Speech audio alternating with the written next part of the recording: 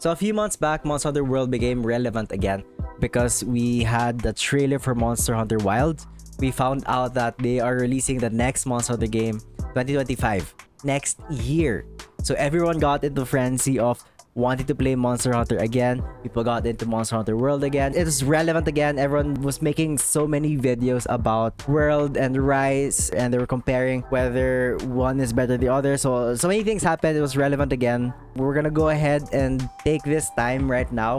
We're gonna try and revisit Monster Hunter World in 2024. We are a quarter of a way done with this year. So that's 3/4 of the year left before hopefully we get Wild. I don't know if we're gonna get Wilds early. Q1? Oh shit, nice. Okay, we're getting, yeah, we're like 1/4 done with waiting for Wilds. Thank God. A little bit closer. It is probably one of the most successful Monster Hunter game, if not the most successful Capcom game. I'm not 100% sure. All I know is that it's very popular. It had over 23 million sales, and it's just continuously relevant up until now. A lot of people are still playing it. I know the concurrent players are still probably like in the 100,000s, around that range. So it's still relevant up until now. People are still playing this game. So I just wanted to go ahead and see if it's as good of a game as I do remember it being, because I do love the heck out of Monster Hunter World. So let's get into the game. Now this is a little different from my usual Grand Blue Fantasy Relink content, but I wanted to make a video about the game that got me into Relink because of the incredible combat system I was introduced to in World that I was reminded of in Relink. So if you like this video format and would like to see me do more videos like this but other similar combat style games, please let me know in the comments and maybe like the video. A lot of you are also new viewers, so I would greatly appreciate it if you subscribe to the channel. Thank you. You can see I have a lot of hours. I have almost 400 hours playing this game. I would have more hours in the game, but I think a lot of things happened. I started getting into other games. I got into Borderlands 3 and I was heavily addicted to that game. So I think if not for other games, I probably would have more time spent in Monster Hunter World. They kept making this game relevant with so many things. So many things were going on for this game. We got lots of collabs. As you can see, there was like a Mega Man collab at one point. We got collabs with other games. Monster Hunter World was doing a lot of collaborations with other games, such as armor sets for Geralt from The Witcher, Dante from Devil May Cry, and freaking Ryu from Street Fighter. You could look like these characters in World by equipping their armor sets in-game. And they weren't just skins. They were functional armor pieces which had usable skills and stats attached to them. Look at all these loadouts. This is one thing I love about this game. There's so many playstyles you can have. I have so many builds. These are mainly just bow builds, and then I have bows against specific monsters. I forgot. Dude, I forgot about this. What? I have so many shit. I have so much shit. That's one thing I actually do love about this game, is the variety.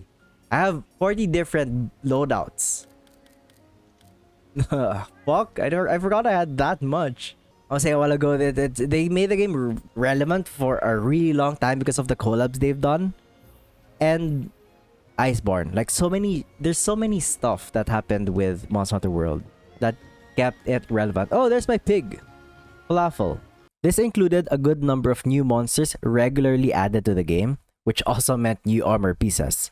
There were also new areas and a new area type, new gameplay systems, and a lot more they added to the game post-launch.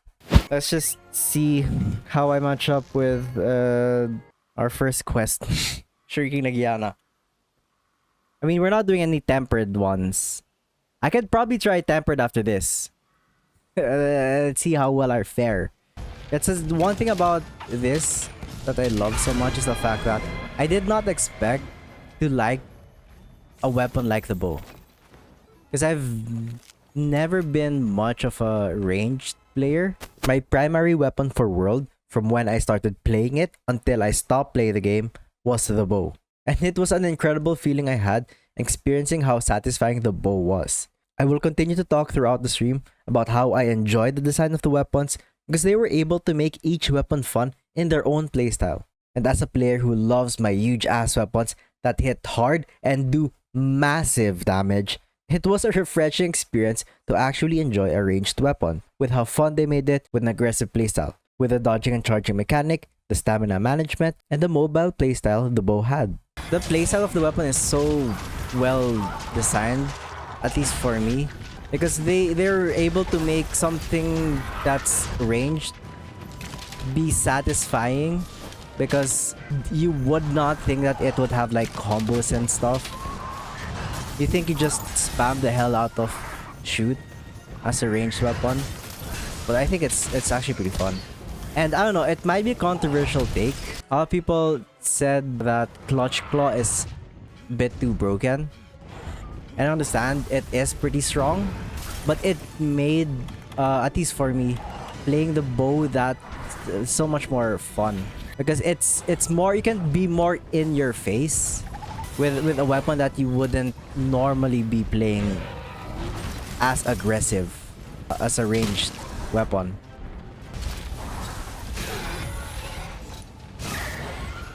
Hit the wall, bang it against the wall, because that's really broken. That I understand, because it's just so strong. Your main playstyle just became headbang the wall every single chance you get. That's what they did with Iceborne. I don't know, dude. I know for some weapons maybe it's not as satisfying, but for the bow, it's so fun. And that's one of the main things. I haven't really said this. This is like a big point for this video, at least. I haven't really said much about it, but that's like the main reason why I love this so much is because of the combat. The combat in this game is so satisfying with all the different weapons that you have. Like, it doesn't matter which weapon you're using. It's just so fun. We'll play other weapons and you'll see me be having as much fun as I am with the bow.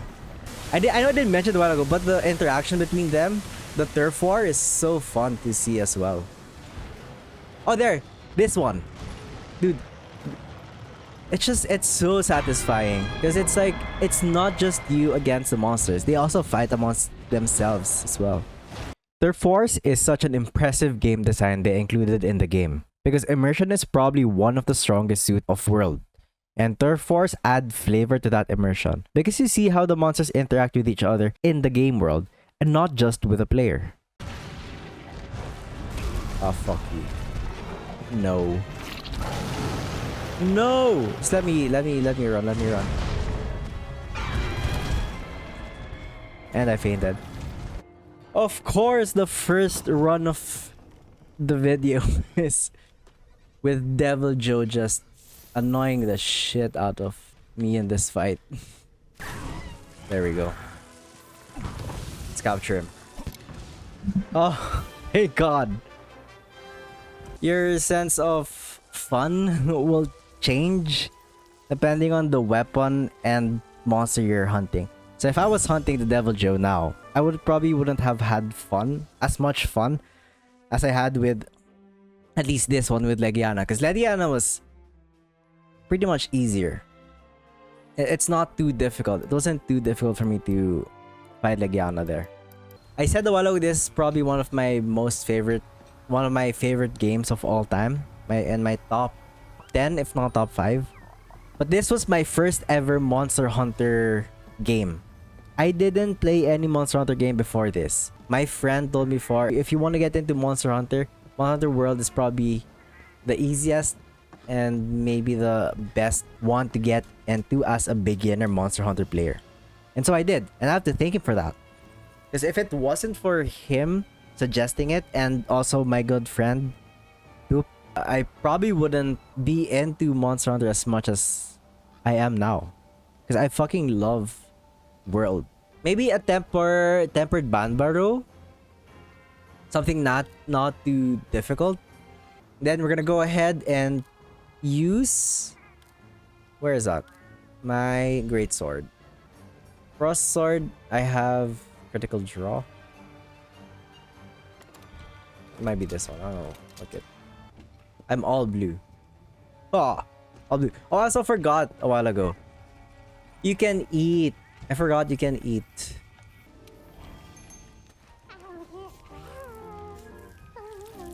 Oh yeah, this one. This is so satisfying. There are a bunch of cutscenes. I know for the other mini games you have in the game where you make decorations, the Steamworks one. They have animations. It looks so good. This game just looks so good. Look at that. Oh, they also so cute. But like all these little moments add up. I know it's not that doesn't really have much say on the gameplay of the game. It adds to the fun of it.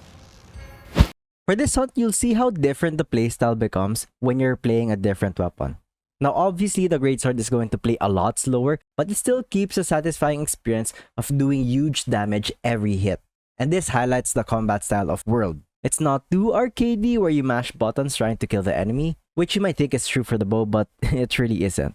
But at the same time, it doesn't feel as slow as a Souls-like game's combat. Not to say that that's not a good system. It's just my favorite mix of quick decision making because you'd have to commit to your moves, yet fast enough attacks that gives off a satisfying and engaging combat system.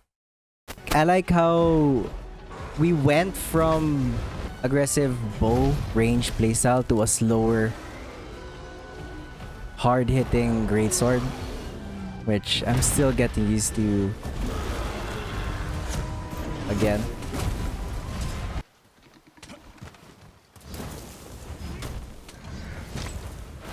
No! Woke up so early.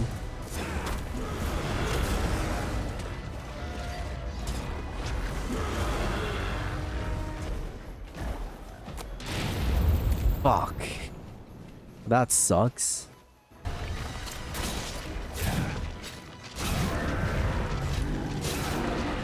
One more time. Thank you.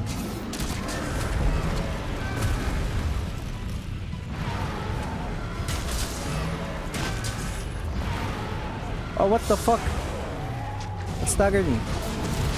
Oh shit, a landslide. Okay, I don't even remember there was a fucking landslide. What the fuck? Okay, I forgot about this. That's another point to world immersion with having different environmental interactions.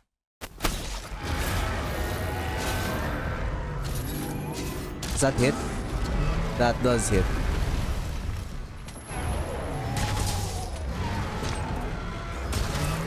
Let's see if I can hit this one.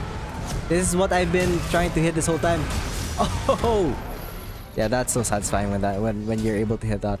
It's a totally different playstyle because a while ago we were dodging around, dashing, attacking as much as we can.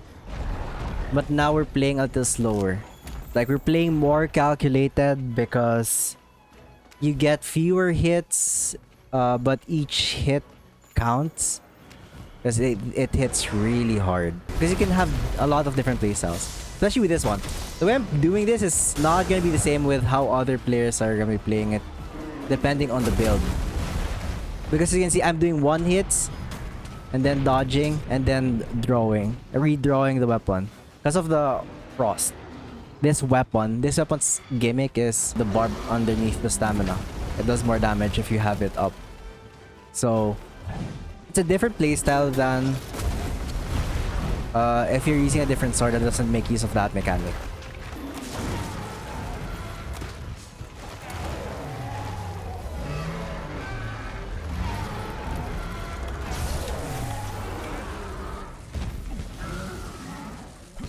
There we go.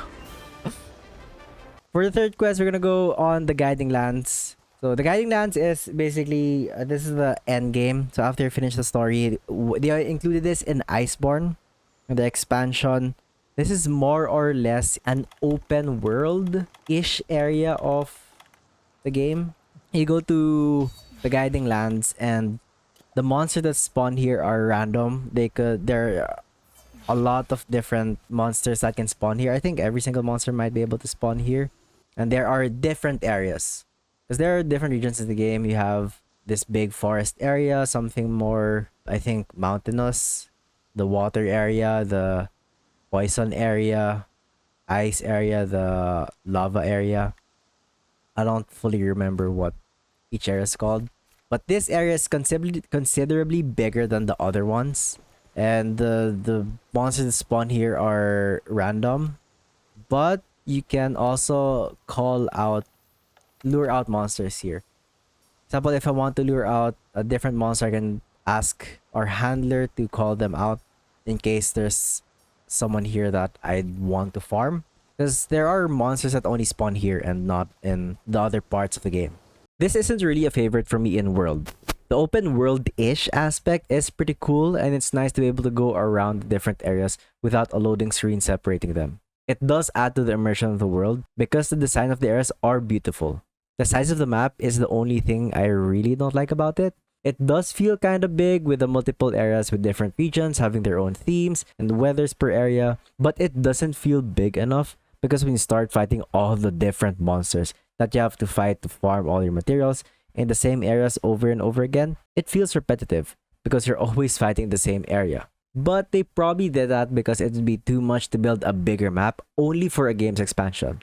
It will probably look and feel so much better in a much bigger setting in the new game worlds, perhaps. So for this last one, I do want to show how, even though this is also another hard-hitting weapon, like a heavy hard-hitting weapon, it's not really the same as the Great Sword because the playstyle is really just different. So for this one, you can run around. Do that. It's a more mobile weapon for weapon that hits almost as hard, maybe just a little less harder than the Great Sword. Now, while moving from the bow to the Great Sword would obviously have a very different playstyle, the difference from the Great Sword to the hammer was a surprising difference the first time I played it years ago. This is what I meant earlier by having good weapon design, because even if the two weapons look like huge hard-hitting weapons, and they do hit pretty hard, the Great Sword and the hammer play so uniquely different from each other. From a slow Great Sword playstyle, the hammer feels a lot more agile because you can run around carrying the weapon out without sheathing it, and it has more agile attacks. The weapons in this game feel uniquely different enough from each other that you can enjoy each one with significantly varying playstyles. And look, you just run around. It's a totally different playstyle compared to the Great Sword. Even though they're both like single target hard hitting weapons, they play so differently, and I love that about this game. The playstyle variety, not just with the builds but with the fucking weapons, it's just so fun and so good.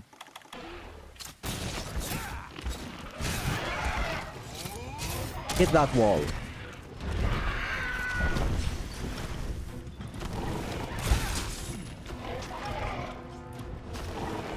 Let's do Big Bang again. Hopefully this time it will hit. Oh no. I knew it. Please, hopefully this time it hits. Oh, there we go. Although that doesn't hurt as much as the Great Sword. This isn't really my usual content. I know it's not Grand Blue Fantasy Relink, but if it wasn't for this game, I probably wouldn't be interested in Grand Blue Fantasy Relink. Because the reason why I was into Grand Blue Fantasy Relink, so it's because of the combat of this game that I've been looking for a game that will satisfy my hunger for a good combat-based game. Not necessarily a Monster Hunter game, but it's just the combat of this game is just so good. I want to say, I think the variety of every weapon, of every fight as well. Not even, I'm just gonna stop about the weapon. The fights, I feel like the monsters are so well designed because they feel so different.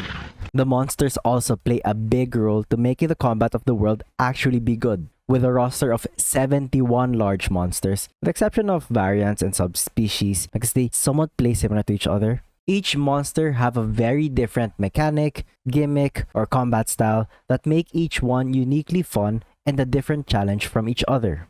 From an agile, angry monkey in Rajang, to a lightning unicorn in Kirin, to a multi-faced buffed up bull in Behemoth, each fight plays differently and allows you to have unique strategies fighting each one, even having varying strategies for one monster depending on your weapon. This is the first ever fight I've had where worry about not just a monster's ability to produce water, but actually being able to control the water and have electricity at the same time. It's just a good mix of design with the looks of the monster and the combat of the like how each one fights. Alright.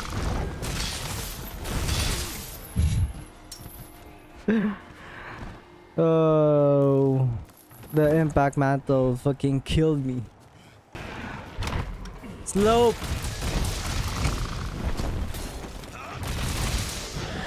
Oh, we killed it. Nice. I guess before we end this, let me just show you around. Yeah, so this is like a completely different area, right? That's how big Guiding Lines is. And yeah, it's still beautiful. Even by today's standard, it's still so beautifully made world. So we haven't gone down here. So this is a different area. I think I am not ready for this because I'm poisoned. Yeah, this air is poisonous, so I'm gonna continue losing health.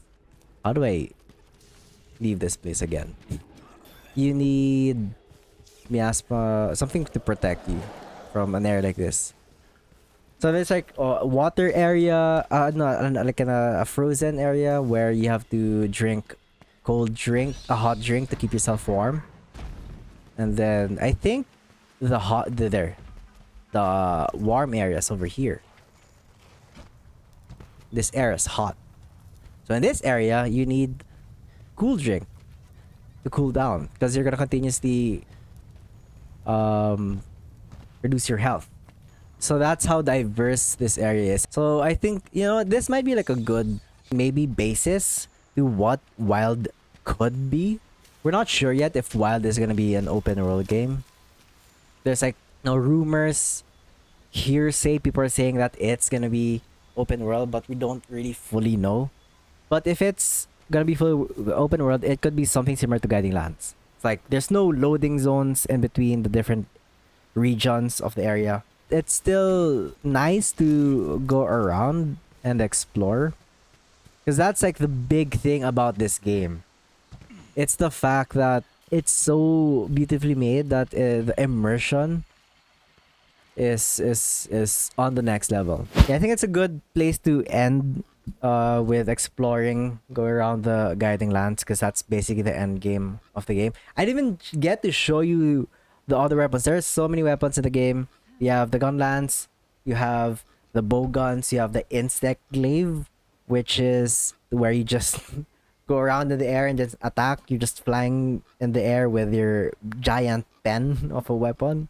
There's so many things that I haven't showed you, but that's basically how the game plays. And after all this time, I think it's still pretty fun to explore the game, to fight in the game, because the combat I'm gonna continue talking about it. The combat system is one of my favorite combat systems out there. The big thing with the game though that people aren't so happy with is the clutch claw. As you saw a while ago, I was using the clutch claw a lot because it's really fucking strong, especially with wall banging. Most of the time you heavily rely on using clutch claw, so your game plan doesn't always really vary. So it depends on whether or not you want to abuse the clutch claw, because that makes your fight your combat more one-dimensional. Just clutch claw and then whenever you can wall bang. I think after all this time, it still holds up, which is not really a surprise for me. I didn't play this before today.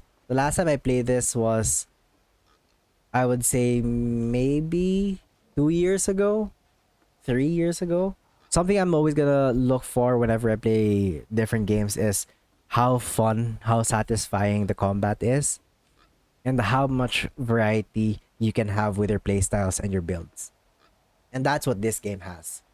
That's what Monster Hunter World has. Let me know if you like this type of content. If you do, comment down below, like the video. Please do subscribe if you like things like this where I revisit a game or play games that are similar to Monster Hunter or Grand Blue Fantasy, like similar combat style games or monster hunting games or boss fight games that have similar combat to Monster Hunter, Grand Blue Fantasy Relink. Please do let me know because I want to make more content like this if you guys actually enjoy this type of content.